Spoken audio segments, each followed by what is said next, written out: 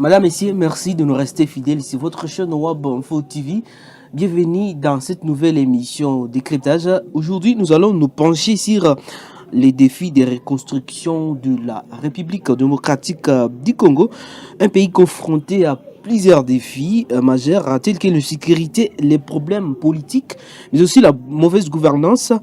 Les récents discours du président de la République, Félix Tshisekedi, qui a souligné l'ampleur de cette tâche. La RDC est un vaste chantier qui nécessitera de nombreuses années de travail acharné pour cette reconstruction, a dit le président Félix Tshisekedi lors d'une interview exclusive à la radio-télévision nationale congolaise. Pour mieux comprendre ces enjeux cruciaux, nous avons le plaisir de recevoir sur la chaîne Web Info TV un jeune de la ville de Goma. Il s'appelle Rams Kiriza, un jeune de Goma qui partagera avec nous ses réflexions et perspectives sur ce sujet. Monsieur Rams, bonjour et bienvenue dans cette émission. Bonjour, merci, honoré d'être là. Merci beaucoup. D'abord, la première question. Quel est votre point de vue sur l'état actuel de la République démocratique du Congo sur le plan sécuritaire et comment cela affecte la vie quotidienne des Congolais? Alors, d'entrée en jeu, je dois dire que la situation est 100% chaotique. Nul n'ignore ce qui est en train de se passer au Congo. Et la situation politique, c'est comme si le gouvernement congolais ne prend pas ça en compte. Je m'explique par deux volets. Le premier volet est que le gouvernement congolais ou le président de la République, d'abord lui-même, c'est le garant de la nation. En tant que garant de la nation, il doit prendre toutes les dispositions quant à ce qui concerne la nation. Je parle par exemple par rapport à l'état de siège qui a été décrété au Nord Kivu et à Ituri. Et que nous voyons des légèretés tellement énormes et que le président de la République, malgré tout ce que la population dit par rapport à cette fameuse état de siège, le président de la République n'arrive pas à éradiquer cette histoire.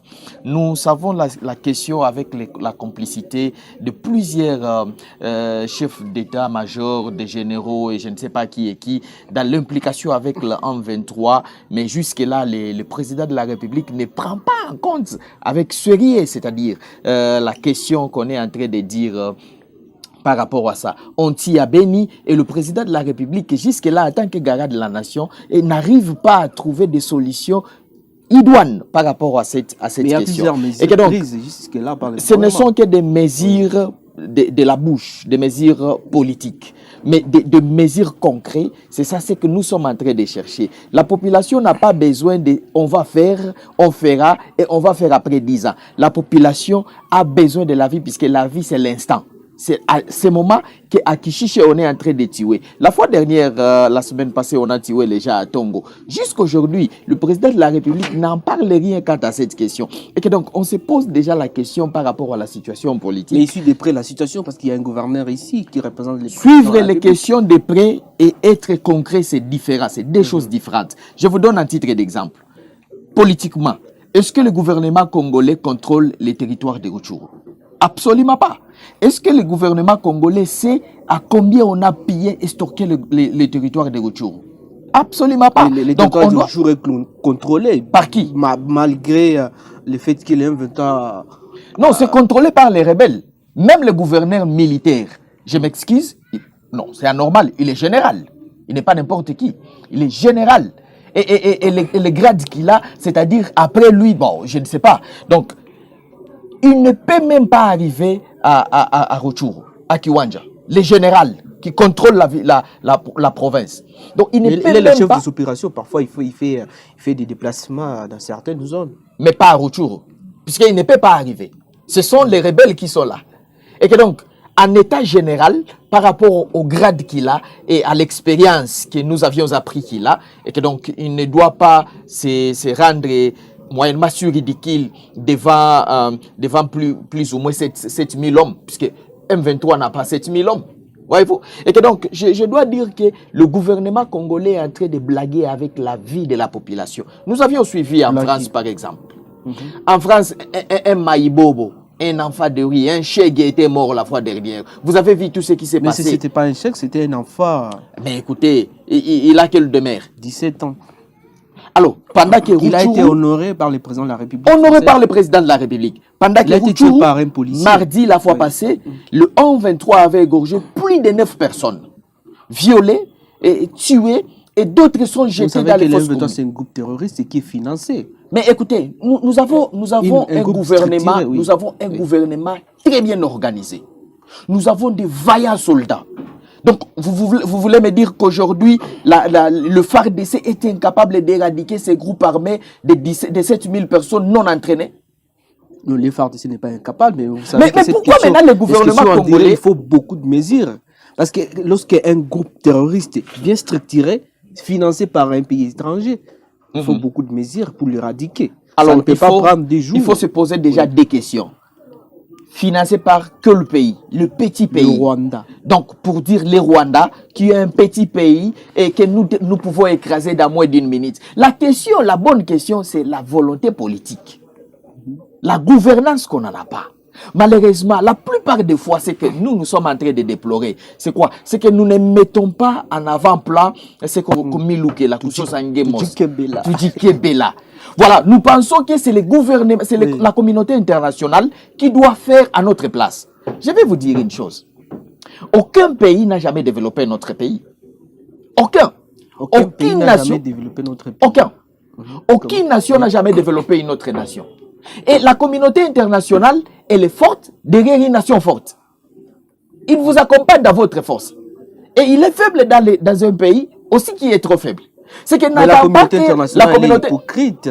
Non, il est hypocrite puisque nous-mêmes on est hypocrite. Dénoncé par écrit, mais il ne prend pas vraiment des mesures. Il doit nous des sanctions contre le Rwanda qui nous agresse. C'est ça que je viens de dire. Oui. C'est fort, la communauté internationale, elle est forte derrière une nation forte. Oui. Si la communauté internationale trouve avec détermination que nous déclarons la guerre avec le Rwanda, la communauté internationale, sachant que nous sommes un État souverain, ne peut pas refuser. C'est-à-dire à ce niveau, la RDC est celle contre tous. Non, c'est contre tous. Même les pays de l'EAC qui sont là. La logique est trop simple. La communauté internationale, elle est forte derrière une nation forte. C'est-à-dire quoi? Si votre nation est tellement faible, la communauté internationale va vous accompagner dans cette faiblesse. C'est pas la communauté internationale de vous dire va déclarer la guerre avec le Rwanda, va déclarer la guerre avec l'Ouganda. Non, c'est pas la communauté internationale qui va nous dire de fermer les frontières. D'abord, en étant un pays souverain. Le président a dit c'est la guerre qui reste la dernière option. La dernière option après que tout le monde est déjà mort. Non, c'est ça ce qu'on attend. Qu'est-ce qu'on attend maintenant? C'est la question qu'on doit se poser. On ne peut pas déclarer la guerre comme ça contre notre pays. Pourquoi? Il faut avoir des mesures. Vous voulez concrètes. Quelle mesure? Vous voulez quoi? On est à plus ou moins 10 millions de morts depuis que cette guerre nous a été imposée.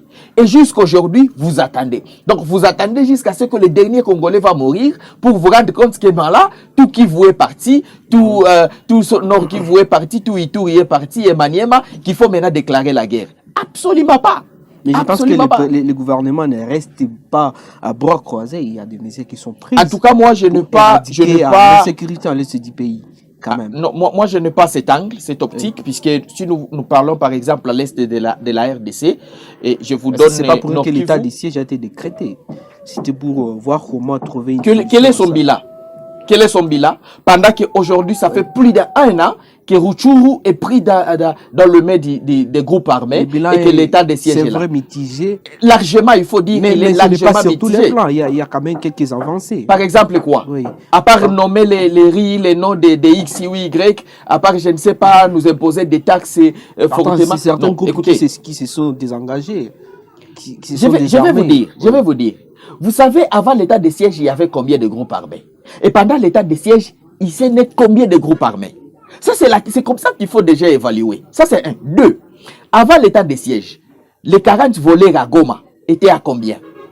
De mesures étaient à combien? Et aujourd'hui, il y en a plus. On tire dans chaque quartier, dans les 18 quartiers de la ville de Goma. Bon, avant l'état de siège, comment était les taxations? Et aujourd'hui, ça devient plus grave. Tellement grave. Mais la situation économique aussi. Ça galope. Ouais. Je vais vous dire avant l'état de siège. Donc, puisqu'il y a beaucoup de choses. Avant l'état de siège, l'expoliation n'était pas comme ça y est aujourd'hui. Mais aujourd'hui, dans l'état de siège, c'est compliqué. C'est-à-dire qu'il y a plusieurs problèmes majeurs et questions qu'il faut... la question d'état de siège, oui. il faut être sincère avec nous, à moins que quelqu'un ne vit pas à Goma, pour ne pas voir ce qui est en train de se passer dans la ville de Goma. Ce sont on doit dire quoi? Des jouisseurs. Bientôt, il y aura une table ronde pour évaluer l'état des sièges. Peut-être il y aura on va lever, soit on va requalifier l'état des sièges. Mais dans le même angle, selon vous, quelles sont les principales causes alors de l'insécurité en RDC et quelles solutions pouvez-vous proposer jusqu'à ce niveau? La question... Parce que le président a dit la RDC c'était un vaste chantier qu'il faut reconstruire pendant plusieurs années. Et ce n'est pas lui-même qui va les reconstruire. C'est-à-dire il faut l'aide de tout le monde. Eh bien, oui. Je suis triste de parler un peu de ce que le président a dit. Mais il a raison. Pas totalement. C'était un vaste chantier. Je m'excuse, pas totalement. Si on fait les bilans de 1960 jusqu'à aujourd'hui, 63 ans d'indépendance. Mais est-ce que vous savez que depuis le président est au pouvoir, la situation, surtout sur le plan social, est en train de rétrograder? Oui, surtout les taux de change. Je parle sur le plan social. Oui. Et que donc, s'il dit que c'est un chantier, c'est un grand chantier, mais moi je dois dire que la RDC, c'est une malade qui nécessite tous les corps médicaux. Oui, c'est comme une personne qui est malade et ça nécessite les dentistes, les médecins, tous les spécialistes dans les corps médicaux doivent être là. Et malheureusement, si la RDC est comme ça, c'est que ça nécessite et ça demande les gens un peu capables à relever ces défis. Et donc, malheureusement, ce qui se passe, c'est quoi? C'est que nous voyons ceux qui sont en train de prendre les postes de responsabilité, ce sont déjà inexpérimentés, ça c'est un.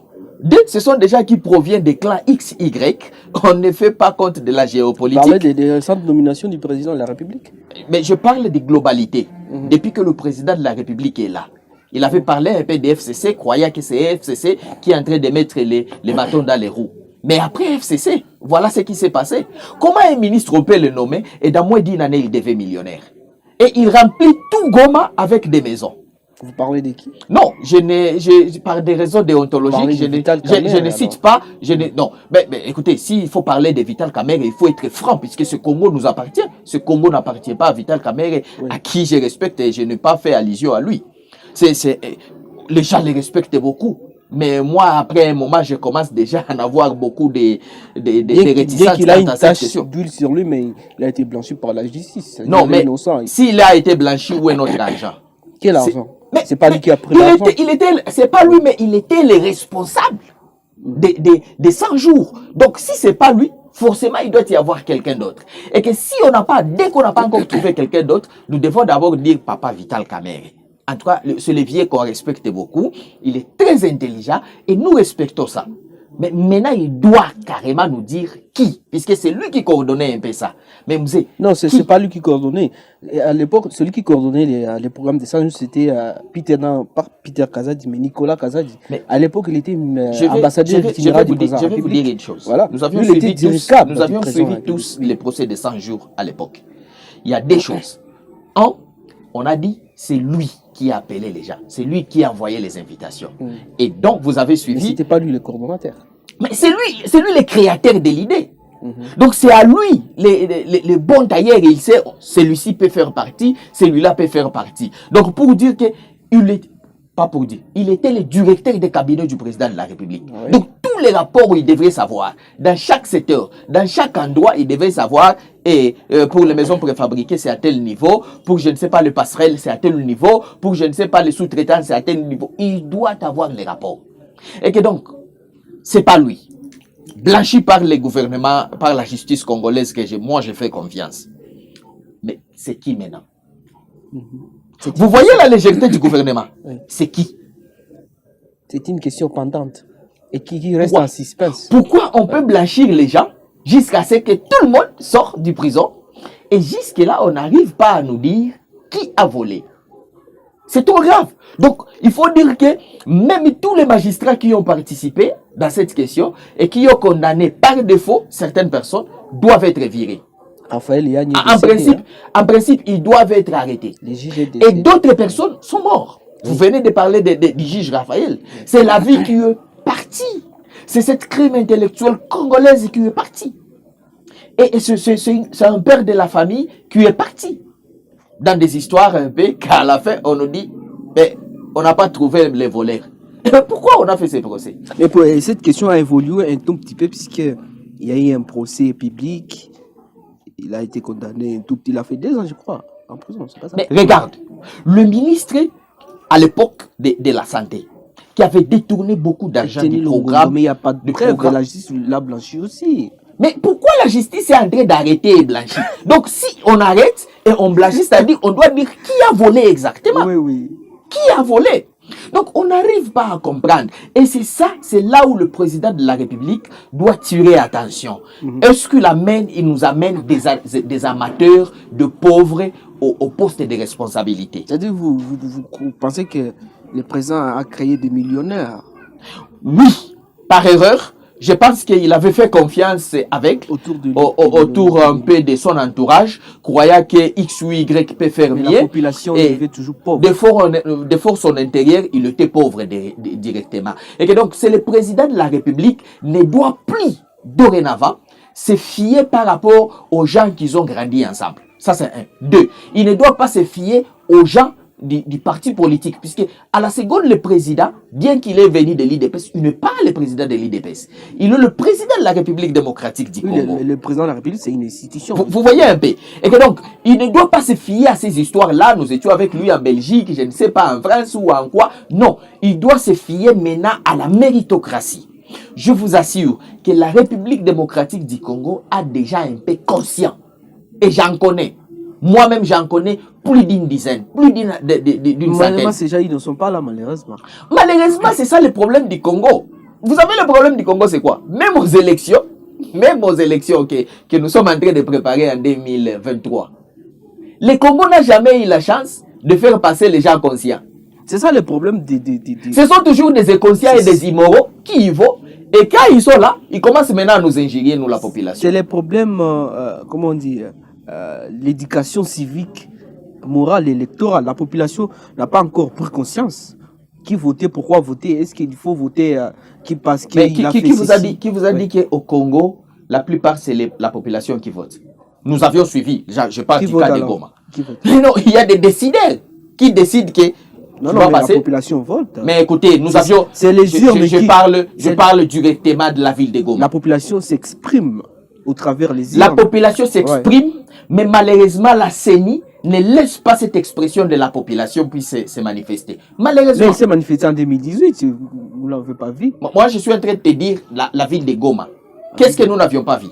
Les députés élus de Goma. Mais combien qui ont été refusés par la population, mais déjà proclamés par la CENI? Déjà proclamés par la CENI. Et il y avait même des procès qui ont resté lettres mortes jusqu'à aujourd'hui.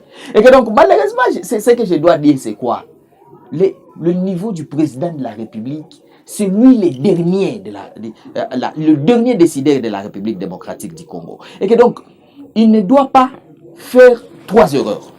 Première erreur, s'entourer par déjà des amateurs. Déjà qui sont remplis de l'immaturité. Même Kabila, on l'avait aussi reproché son entourage. Mais Kabila lui-même avait dit qu'il... aussi, c'est la même Vous chose. avez suivi Kabila. Lui-même, il avait dit autour de lui, il manque 15 personnes. Tant mieux, lui, il était franc. Mais Fatih je suis sûr qu'il manque même 2 peut-être. Je suis sûr que Fatih ne trouvera même pas 5 personnes. Ça, c'est ce que je vous dis là, je suis sûr. Regarde, comment un président de la République peut signer l'ordonnance d'une personne déjà morte depuis plus de 3, 4, 5, 6 mois? Mais il est nommé. Vous voyez un peu cette erreur. La question, la personne qui a fait signer au président cette ordonnance, qu'est-ce qui a été son sort? C'est ça la légèreté que je suis en train de dire. Non, on ne doit pas induire le président de la République dans l'erreur. Oui, ça c'est vrai. Maintenant, on n'a pas beaucoup de temps. Alors, allez-y. Il a dit c'est un vaste chantier. Maintenant, qu'est-ce qu'il faut pour reconstruire ce vaste chantier qu'il a ici? Il a dit qu'il faut plusieurs années. Non, ça ne demande pas plusieurs années. Je vais vous dire pourquoi ça ne demande pas plusieurs années. C'est un vaste chantier. Moi, c'est pas un petit pays. Moi, Rams, si je suis... Les infrastructures... Si moi, Rams, je suis au cabinet du président de la République, il y a des ministres qu'il faut virer. il y a des conseillers Est-ce qu'il faut qu'il virer. virait, c'est ça le changement? C'est Oui. ça pour reconstruire. Si, par exemple, moi, Ram, si je vole 2 millions de dollars, où doit être ma place? C'est en prison et on doit geler mes comptes et on doit confisquer tout ce que j'ai. Ça donnera d'abord leçon. Ça, c'est un. Deux, la deuxième des choses, le président de la République démocratique du Congo ne doit pas se mettre derrière la communauté internationale en train de pleurnicher. Non. Il ne pleurniche pas. Je vais m'expliquer. Le président de la République ne doit pas être là pour oh non, on va dire que c'est le Rwanda, c'est le Congo. Non, le président de la République doit prendre la décision. Il est toujours franc. La décision, c'est quoi? Nous fermons les frontières avec le Rwanda. Mais il a dit encore récemment dans cette interview exclusive qu'il ne peut pas rompre les relations diplomatiques avec le Rwanda parce que mais le Rwanda nous augmente le peuple rwandais avec les peuples congolais, ils n'ont pas de problème. Le problème, c'est un individu. Le système où le président rwandais... Ah oui, c'est non mais là, c'est une erreur. Là, c'est encore une erreur diplomatique. Le président de la République doit savoir une chose par rapport au Rwanda. Au Rwanda, tu deviens déjà diplômé avant d'aller à l'université. Tu commences d'abord par faire l'armée. Chose qui ne se fait pas. Je vais y aller. Chose qui ne se fait pas au Congo. Et que donc, tout à fait normal. Moi, Ramsi, que vous voyez ici, je considère tous les. Moi, je vis avec. Même à l'université, le ministre de l'ESI, il a opté pour que les jeunes qui finissent l'école secondaire. Je vais y aller. Commencent d'abord par une formation. Est-ce que vous savez que la plupart des Rwandais, la plupart des civils rwandais qui sont à Goma, ce sont des espions au compte du Rwanda? On connaît. La plupart. Mais pourquoi est-ce que nous pouvons faire confiance à la population espionnante? Non, on ne doit pas, on ne le fera jamais. Ce sont des espions, ce sont des soldats bien armés. Je vais vous dire. Non, en 2007, je vous donne l'exemple. De bonnes relations avec vous croyez ça? Rwandais. Vous croyez ça? Surtout les relations commerciales. Avec quoi? Avec le Rwanda? Oui. Absolument pas. Absolument pas. Je vais vous dire que ce sont des espions. La plupart, environ 90%, ce sont des espions. Les gens qui proviennent du Rwanda ici, viennent ici juste pour regarder gauche-droite, comment il faut entrer. Cette histoire, c'est parce que tous les Rwandais se sont d'accord avec ce que fait le président rwandais ici. Pose cette question à la population de Bukavu en 2007, dans la guerre de Mutebussi. Il faut vous dire, nous avions vu à l'école les gens, les élèves se transforment en soldats. Je parle des élèves. Je m'excuse. Et ils ont pris la ville. Pourquoi nous pouvons faire confiance à un peuple comme ça? Pose la question à Ouvira. Comme ça, ils vont vous dire. La République, il faut entrer en guerre contre le peuple rwandais aussi. C'est que le président de la République doit faire deux maintenant, c'est enfermer les frontières. Et je vais vous dire, le Rwanda a toujours des problèmes avec tous les pays qui lui entourent, sauf pas le Congo. Ça fait combien de temps le Rwanda et l'Ouganda? Le Rwanda n'a pas de pays, n'a pas de conflit avec l'Ouganda. Mais ça fait combien de temps? Ça fait combien de temps leurs frontières étaient fermées? Combien des années? Combien d'années Rwanda et Ouganda les frontières étaient fermées? Je vais y aller. Les messieurs là doivent avoir un problème mental. Non, il est franc. Il a un problème mental. Il dit clairement que le président rwandais c'est son nom, qu'il ne peut pas les combattre. Mais écoutez, ce sont des intérêts. Oui. Ce sont des intérêts qu'il est en train de trouver avec les présidents rwandais pour exploiter notre pétrole au lac Albert. Nous voler les minéraux. Tous les minéraux qu'on est en train de voler à Rutshuru, le pyrochlore, le tourmaline, le lithium, passent par l'Ouganda. Qui ne connaît pas? Tout le monde connaît. Il contrôle la frontière à ça et dit pour ça. Donc, regarde, jusqu'à preuve du contraire, que le président de la République n'a pas encore déclaré de fermer les frontières avec le Rwanda. Ça d'abord, c'est qu'on doit dire qu'il y a quelque chose qui cloche entre Kinshasa et Kigali. Qui cloche? Oui. Comment ça? Il y a quelque chose de méchant entre Kinshasa et Comment Kigali. Ça? Je vais vous dire, vous êtes parents de la maison, ok? Et que moi je suis votre voisin. Je viens, je tue ton enfant. Je tue ton deuxième enfant. Et que toi tu dis, au nom de la paix, oui, on doit seulement rester. Mais au nom de la paix, oui. Mais pendant qu'au nom de la paix, on risque même toi aussi de te tuer. Voyez-vous? Un serpent qui vient d'entrer dans la maison.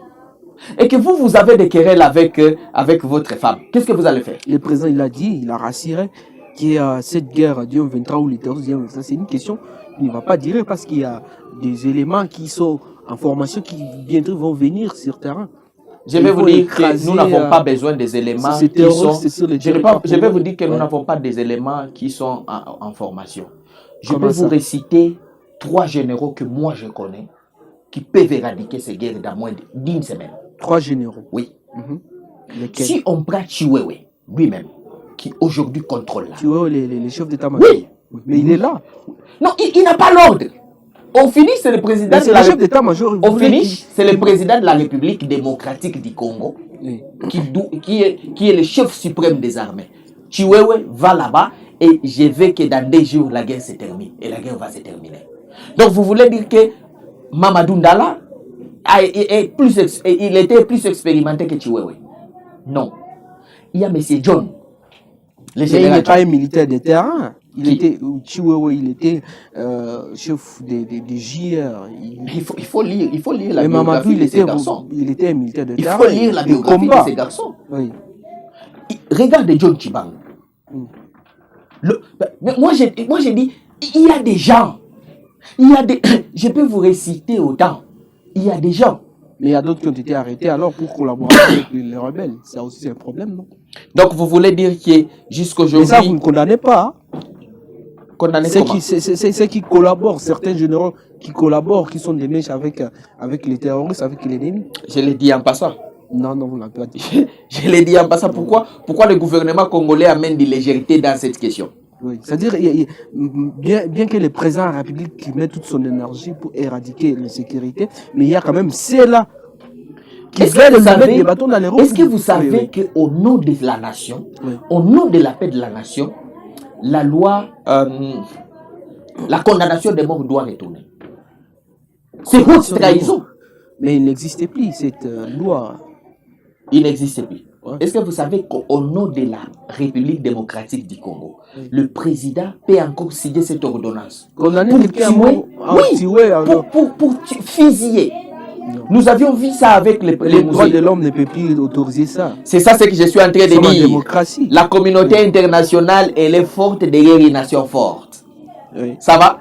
Donc vous voulez que c'est les droits de l'homme qui va venir vous dire non, écoutez, celui-ci, il ne faut pas l'arrêter. Nous avons opté pour la démocratie. Ces droits de l'homme-là, oui. Quelle école que les droits de l'homme a déjà construit au Congo? Mais nous avons opté pour la démocratie, c'est des bonnes guerres. Mais je vais vous dire quelque chose un peu qui va vous énerver. Est-ce que vous savez pourquoi la guerre n'a jamais cessé au Nord Kivu et à Ituri? Pour 2 choses. 1.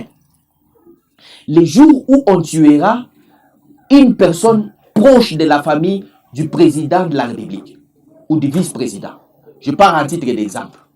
Le président de la République, le premier ministre par exemple arrive ici et on les kidnappe. Les mêmes jours, je vous assure, la question de l'insécurité finira à Goma. Donc vous pensez que même le gouverneur Julien Paloukou, la question de l'insécurité, vous pensez que c'est une volonté? Non, c'est une légèreté. Ça ne les concerne pas. C'est une mauvaise volonté. Ça ne les concerne pas. C'est une très mauvaise volonté. Il dit, bon, mais est-ce que ça ce n'est pas vous avez suivi en disant ça parce que ce n'est pas exagéré. Le président de la République il tient toujours mordi sur cette question. Moi et vous, il met toujours vous êtes journaliste, vous êtes bien informé plus que moi. Nous avions vu l'IGF, ce qu'il avait dit, la guerre nous le voyons à la télé. Mais l'IGF c'est pas le président de la République. Mais l'IGF n'est pas n'importe qui. N'engage pas le président. C'est un individu qui a parlé. Mais pas n'importe qui. Mais c'est un individu qui a parlé, il n'engage pas n'importe qui. S'il n'engage pas le président. Mais ce qu'il avait dit avait suscité beaucoup de réactions et il avait d'ailleurs fait quelles étaient les mesures du président de la présidence par rapport aux propos de l'IGF à cette époque? Qu'est-ce qu'il devait dire? Mais non, mais pas seulement les sanctions. D'abord les mettre à côté du gouvernement. Ça c'est un. 2, l'arrêter. À côté du gouvernement, comment il n'est pas un membre du gouvernement? Mais il travaille pour l'institution étatique. Il travaille pour l'institution étatique. Et pas n'importe quelle institution étatique. Il est en contact avec le président de la République. Donc, il faut déjà savoir à cette question. C'est ça leur morale. Mais regarde, justifié. Tous les députés que nous avions votés ici, tout, je dis tout, je ne cache même pas mes mots. Tous sont devenus des jouisseurs. Des jouisseurs. À Kinshasa. Tout. Qui parle de Goma comme il faut? Qui? Et pourtant, tous ont vu les misères à Goma. Ils sont tous mis, ouais. Alors, pourquoi?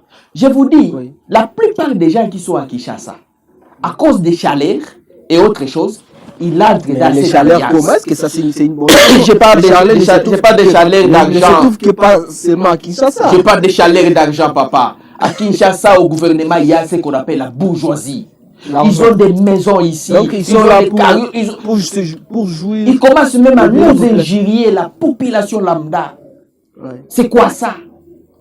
Qu'est-ce que nous pouvons dire? Voilà où je voulais vous demander. Okay. Et concrètement, vous, votre rapport, ça sera quoi pour construire ou reconstruire ces beaux pays de Lumumba? D'abord, notre rapport, sans cacher ce n'est pas une baguette magique. Non, sans cacher mes mots, oui. Je dois d'abord féliciter le président de la République. Puisque, qu'on le veuille ou pas, il n'est pas comme son prédécesseur. Non. Joseph Kabila. Je vous assure que le président Félix on ne peut pas les comparer, a une très bonne volonté de changer la nation. Mais ce sont seulement ces deux choses qui lui échappent. Ça va? Oui. C'est son entourage. Amener un peu le camaraderie dans des choses un peu sérieuses, malheureusement. Nous, notre rapport, c'est quoi? Oui. Et comme d'ailleurs, je complète la question, comme vous allez être aussi candidat aux élections communales ici à Ville de Goma, qu'est-ce que vous allez faire? Qu'est-ce que vous allez apporter comme pierre à l'édifice pour ces grands pays en reconstruction? Bien, j'ai le souci de la ville de Goma. Et je suis trop jaloux de voir comment on est en train de gérer la ville mal, trop mal. Et je me dis, je dois commencer par communal, pour un peu corriger ce que les grands sont en train de faire, pour ne pas laisser le gouverneur provincial qui sera, le maire de la ville et le bourgmestre, ne pas les laisser comme ça. Vous savez que Goma, on a beaucoup de choses à changer. Entre autres, la situation sécuritaire à Goma. Non, est-ce que le gouverneur de la province du Nord Kivu trouve à temps réel la vraie information par rapport à la situation sécuritaire de Goma? C'est ça ce que je me pose comme question. Ça c'est un. À part de lui dire non, on va faire un monument dont on va baptiser à ton nom. On va faire des avenues où on va baptiser à votre nom. Des taxes qu'on attribue au gouverneur. Des trucs un peu comme ça. Juste pour lui masquer un peu. Moi, je vais être dans la population. La base. Quartier Katoï doit me voir, moi, Ramsi. Et je vois, non, cette population lambda n'a pas de l'eau. Et moi-même, Ramsi, je prends mes pieds comme ça et mes bras, je pars voir le bourgmestre. Je dis au bourgmestre, on a tué ici, dis-nous qui a tué. Au cas contraire, on doit limoger le bourgmestre. Ça, c'est un. Ok, de deux, pour finir. De deux, je dois aider les chefs de l'État à ramener un peu cet argent de 145 territoires, à arriver réellement dans la population. Chaque territoire a 10 millions. Oui, peu importe, mais je vous assure déjà que la population ne sera pas trop bénéficiaire. De trois, et dernier, des taxes locales. Chaque taxe doit avoir des contreparties. Quelle est la contrepartie de cette population? 18 quartiers de Goma, dans chaque quartier, il y a des petits kasoko, des petits marchés que nous appelons des kasoko. Ces kasoko-là paient des taxes. Le maire de la ville doit nous dire où va cet argent. Le maire de la ville qui est incapable de payer les gens qui sont en train de faire la propriété dans la ville de Goma. Non, le maire de la ville doit partir. On doit aller gauche-droite directement. Le maire de la ville ne doit pas favoriser uniquement l'entrepreneuriat pour les boissons fortement alcoolisées. Non, le maire de la ville, son travail n'est pas aller juste au port récupérer l'argent gauche et droite et amener des taxes ici et là. Non, le maire de la ville doit être là pour sa ville.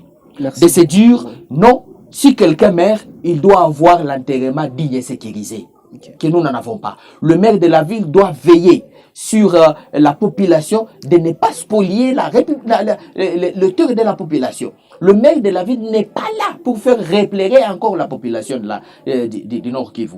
Et surtout, la population mérite la bonne sécurité. Que malheureusement, le maire de la ville ne se rende pas compte. Il y a des coups de balle à Katoï, il y a des coups de balle je ne sais pas où, et le maire de la ville le matin se réveille, c'est comme si rien n'était. Non, on n'a pas besoin d'un tel maire de la ville. Nous avons besoin de maire de la ville qui se soucie de la ville. Exactement. Et je crois que c'est ça, nous la jeunesse, moi Ramsi Kiriza, qui a grandi dans cette ville et connaît la valeur de cette ville. Merci beaucoup, M. Ramsi Kiriza. Mesdames et messieurs, c'est la fin de cette émission. Quel est votre mot de la fin en 30 secondes? Le mot de la fin, c'est que nous sommes la jeunesse et nous devons relever les défis de ce pays. Et que donc, en relevant les défis de ces pays, moi, Ramsi Kiriza, comme je serai au communal, je dois accompagner quelqu'un de grave au bas au niveau national pour changer un peu. Et ça sera le prof d'Adi Salé. Et je dois envoyer encore quelqu'un de plus grand au niveau de la province. Pourquoi? Puisqu'il faut qu'il y ait un trio qui va changer un peu cette nation. Ce pays mérite que Tegemea, mérite que Milukela, que Sosangemo, que Kebela. Nous devons ramener la fierté de la ville de Goma. On doit. Ce n'est pas question de demander, c'est un impératif. La jeunesse, je les appelle, à changer un peu ça. À partir du chef de quartier, ça doit être les jeunes. Comment un chef de quartier de Kassika doit avoir un ménage, sa propre ménage, c'est Andosh à Mugunga. C'est impossible. Ce ménage l'État de ramener à la population la fierté qu'il a longtemps perdue. Merci beaucoup, M. Ramskeza. Mesdames et messieurs, en tout cas, c'est la fin de cette émission. Je vous